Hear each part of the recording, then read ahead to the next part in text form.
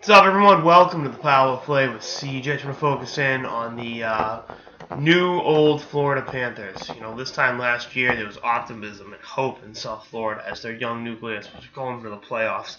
And then even after they lost to the Islanders, they made a ton of moves in the offseason. This is going to be so great. And then ownership got involved and became the biggest detriment to the team's success, I think. You look at the way they classically showed Dragalantador. That was, disgusting. I was not a fan of that. And then you look at, the way they fucked it up with Dale Talon. He was the GM, obviously. And then he wasn't the GM. But he still had say in hockey operations. It was a de facto GM. And now he's the GM again. So, talk about round and round and round we go. And then, obviously Rowe's been fired. He's been relieved as head coach, and general manager, but he'll be with the team as an advisor. Yeah, that makes sense.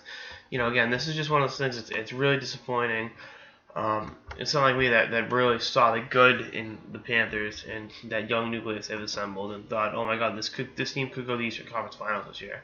And instead, they finish out of the playoffs, and all the goodwill that they've built up, it's kind of thrown right out the fucking window. But again, it's one of those tough situations. You really, it happens,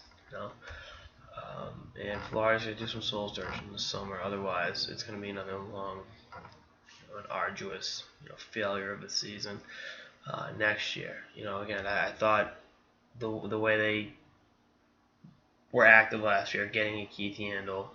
I'm in the minority here, but I really liked the Erica Branson trade. I know a lot of people didn't, but I thought maybe he can give you something, or McCann can give you something. That obviously wasn't the case. He spent most of the year in the minors, but again, we'll see what happens. Again, there's a lot of talent there, and if I was a potential head coaching candidate, this is a job I'd still be looking for because as much as ownership can fuck around,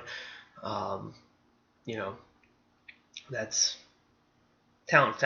If you could have an Aaron Ekblad, who I'll talk about in a minute, and a Sasha Barkov, and Huberdeau, and all those other guys, on that roster, you're gonna take that any day of the week. So, again, just definitely a very intriguing situation. I think the straw that broke the camel's back with Tom Rowe as head coach of the Panthers was a couple weeks ago when Ekblad came back from a concussion and got hurt again, and he said, "Yeah, we probably should have sat him out a little bit longer."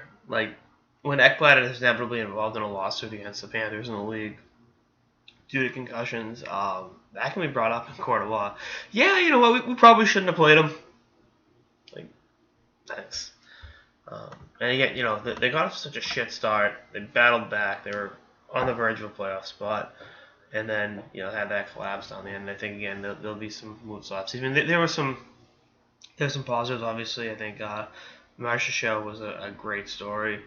I thought Barkov continued to show why he's as special as he is. I liked Michael Matheson out of BC this year. I think the team's an entirely different team with Huberdeau in the lineup. That goes without saying. And having him hurt for first 51 games of the season, not exactly conducive to being successful. But we'll see what happens in the next few weeks and months in South Florida. Anyway, that's all I got. This episode of the Power Play with CJ. Stay tuned for episodes of the season and beyond. Later, guys.